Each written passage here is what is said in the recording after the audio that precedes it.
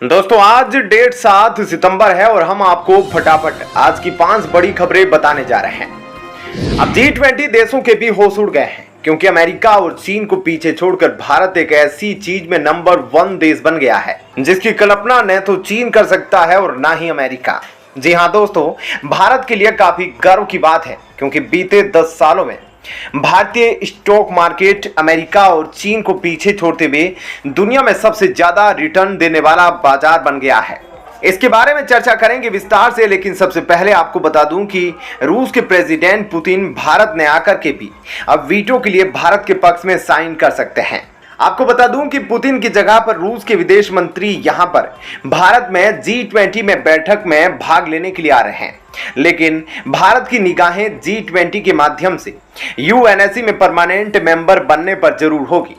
G20 के बाद 19 सितंबर को यूएनएससी की बैठक होने वाली है और भारत का इस पर कड़ी निगाहें हैं और इस G20 बैठक में ही अभी से रणनीति बनाएगा भारत ताकि सभी 20 देशों को कन्वेंस कर सके। और इस पर पुतिन ना आकर के भी अपने देश रूस से यह संकेत देंगे कि वह भारत के पक्ष में यूएनएससी के बैठक में जरूर भारत के पक्ष में वीटो देने के हक में कुछ बोल सकेंगे। उधर ग्लोबल मार्केट में भारत के नंबर 1 बनने पर चीन विश्वास भी नहीं कर रहा होगा।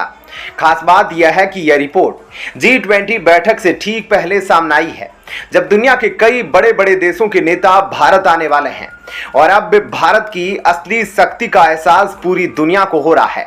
साथ ही इस बार G20 के भारत मंडपम में आरबीआई का रुपया सबसे ज्यादा चमकेगा और साथ ही डिजिटल यूपीआई पर भी G20 बैठक में पूरी दुनिया के सामने फोकस किया जाएगा। और अब वो समय दूर नहीं कि भारत में मार्केटिंग करने के लिए और भारत के साथ बिजनेस संबंध बनाने के लिए बड़े बड़े देश अब भारत के यूपीआई सिस्टम को अपनाएंगे और रुपए में ट्रेडिंग करेंगे। इसके बाद रुपये का जो वैल्यू बढ़ेगा दोस्तों, वह आप खुद समझ सकते हैं कि इंडियन करेंसी का कितना कद बढ़ जाएगा और रुपया डॉलर के आसपास घूमेगा।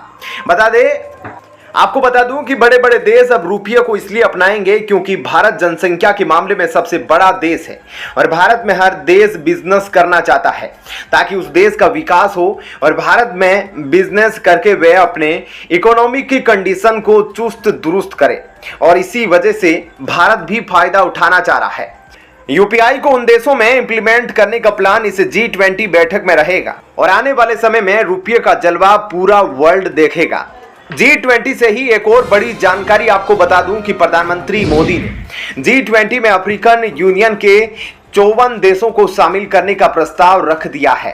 हैरानी की बात तो यह है कि भारत में G20 शिखर सम्मेलन के लिए अफ्रीकन यूनियन को अतिथि के रूप में आमंत्रित भी कर लिया गया है। यूके, फ्रांस और जर्मनी जैसे देशों ने भारत के इस प्रस्ताव का दिल खोलकर समर्थन किया है और यह रणनीति के तौर पर भारत की तरफ से लिया गया बहुत ही अच्छा फैसला है क्योंकि अफ्रीकी महाद्वीप में कई ऐसे देश हैं जो रणनीतिक रूप से भारत को हिंद महासागर में एक ताकतवर देश बना सकते हैं। लेकिन फिलहाल यह चीन का दबदबा है, लेकिन अब अफ्रीका के यह देश चीन के जाल से बाहर निकलना चाहते हैं और इसलिए मौके का फायदा उठाते हुए भारत ने अफ्रीकी महाद्वीप में कदम रख दिया है। और भारतीय विदेश मंत्री एस जयशंकर पिछले कुछ महीनों में कई अफ्रीकी देशों का दौरा भी कर चुके हैं और इसी वजह से अफ्रीकी यूनियन को बड़ा सम्मान दिलाने के लिए प्रधानमंत्री मोदी उन्हें G20 में शामिल करना चाहते हैं। दोस्तों अगली खबर की तरफ चलते हैं। आपको बता दूं कि G20 शिखर सम्मेलन में बड़े बड़े देशों के लीडर्स साथ ही साथ सऊदी अरब के क्राउन प्रिंस मोहम्मद बिन सलमान भी G20 शिखर सम्मेलन में हिस्सा लेने के लिए भारत आ रहे हैं। पहले तो उन्होंने मना कर दिया था, लेकिन भारत की बढ़ती ताकत को अंत तक अरब देशों ने पहचान ही लिया और वह न सिर्फ इस शिखर सम्मेलन में हिस्सा लेंगे बल्कि एक और दिन भारत में रुकेंगे क्योंकि भारत ने उन्हें स्टेट विजिट का भी निमंत्रण दिया है। और इस खबर के सामने आने से पाकिस्तान की नींद उड़ी हुई है और पाकिस्तानी अधिकारी अब इस कोशिश में हैं कि किसी तरह क्राउन प्रिंस भारत से लौटते वक्त पाकिस्तान में कुछ देर के लिए रुक जाए ताकि पाकिस्तान की बेइज्जती होने से बच जाए। इसलिए पाकिस्तान अब क्राउन प्रिंस को अपने देश में बुलाने की पूरी कोशिश कर रहा है। क्योंकि जहां एक तरफ भारत में G20 शिखर सम्मेलन की तैयारियां धूमधाम से चल रही है, तो वहीं दूसरी तरफ पाकिस्तान संकटों से घिरा हुआ है और सऊदी अरब ने अब तक आर्थिक रूप से पाकिस्तान की काफी मदद की है। इसलिए पाकिस्तान क्राउन प्रिंस को अपने देश में बुलाना चाहता है।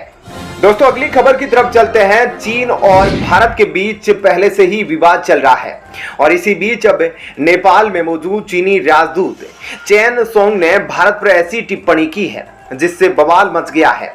उन्होंने कहा कि नेपाल और अन्य पड़ोसियों के प्रति भारत की नीतियां इतनी अनुकूल नहीं और भारत जैसा पड़ोसी होना नेपाल के लिए दुर्भाग्यपूर्ण है। भारत आर्थिक रूप से सबल और सक्षम हो रहा है और यह भ्रम पूरी दुनिया में फैला रहा है, जबकि सच्चाई यह है कि वह किसी भी रूप से आर्थिक वृद्धि नहीं कर रहा। चीन और भारत की आर्थिक स्थिति की कोई तुलना नहीं हो सकती, इसलिए नेपाल को भारत पर अपनी निर्भरता को खत्म कर चीन के साथ आर्थिक कारोबार करना चाहिए। ऐसे में चीनी राजदूत के इस बयान के बाद भारत और चीन का विवाद और भी ज्यादा बढ़ गया है। दोस्तों, अगली खबर की तरफ चलते हैं। हाल ही में DRDO की तरफ से एक ऐसी तस्वीर सामने आई है जिसमें अग्नि 5 के मॉडल के बगल में अग्नि 6 मॉडल को भी साफ तौर पर देखा जा सकता है। यह वही मिसाइल है जिसकी मारक क्षमता की वजह से भारत इसे अभी तक दुनिया के सामने नहीं लाता था, ताकि सारे पश्चिमी देश भारत पर दबाव न बनाए कि आखिर हमें इतनी सटीक और शक्तिशाली परमाणु मिसाइल की क्या जरूरत है। लेकिन अब इस इमेज के बाद जल्द ही हमें अग्नि 6 मिसाइल की पहली झलक भी देखने को मिल सकती है। आपको बता दें, इस मिसाइल को बनाने के लिए DRDO काफी खुफिया तरीके से काम कर रहा है। आपको बता दें, अग्नि 6 में 10 से ज्यादा इंडिपेंडेंस वॉरहेड लगाए जा सकते हैं, जो भारत को एक ही मिसाइल में 10 अलग अलग टारगेट पर हमला करने की क्षमता देंगे और इसी को MIRV मतलब multiple independent re entry vehicle कहा जाता है, जो न्यूक्लियर मिसाइल के क्षेत्र में अब तक की सबसे खतरनाक टेक्नोलॉजी है। और इसी वजह से अग्नि 6 मिसाइल को लेकर भारत काफी खुफिया तरीके से काम करता रहा है और इसके बारे में कोई भी बड़ी जानकारी पब्लिक डोमेन पर उपलब्ध नहीं और आज तक भी इस मिसाइल की असली स्पेसिफिकेशन और क्षमता के बारे में किसी को नहीं पता है। लेकिन यह बात तो तय है कि यह भारतीय हथियारों में सबसे ताकतवर हथियार होने वाला है और इस मिसाइल की विस्फोटक क्षमता इतनी ज्यादा होगी कि एक बार में कई देशों को बर्बाद कर सकते हैं। इसी वजह से अग्नि 6 मिसाइल के विरोध में सिर्फ चीन ही नहीं बल्कि कई यूरोपीय देश भी है। लेकिन DRDO की तरफ से इसकी इमेज सामने आई है जिससे यह साबित हो गया है कि यह मिसाइल अभी बनाई जा रही है और इसकी पुष्टि हो चुकी है। अब आगे देखना होगा कि क्या भारत इसे दुनिया के सामने पेश करेगा या फिर एक खुफिया प्रोजेक्ट के तौर पर दुनिया से छुपाए रखेगा। दोस्तों, अगली खबर की तरफ चलते हैं। इस वक्त पाकिस्तान के जो हालात हैं वह आप सोच भी नहीं सकते।